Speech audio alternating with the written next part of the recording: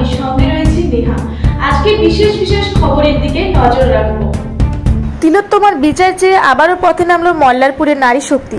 কলকাতার আর.জি. কর medical college ও হাসপাতালে সম্প্রতি জুনিয়র ডাক্তারের সঙ্গে ঘটে যাওয়া ধর্ষণ ও খুনের মতো নারকীয় ঘটনার দোষীদের শাস্তির দাবিতে সারা দেশে আন্দোলনের ঝড় উঠেছে।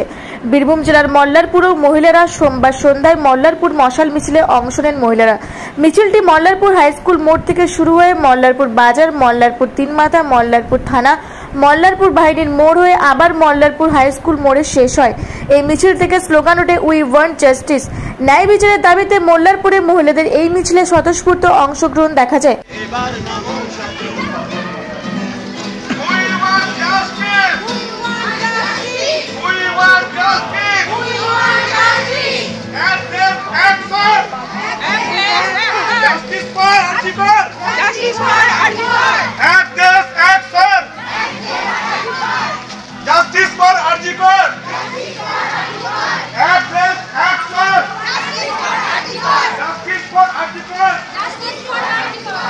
বীরভূমের মল্লারপুর থেকে উদয় মজুমদার রিপোর্ট, রূপসী বাংলা মিডিয়া।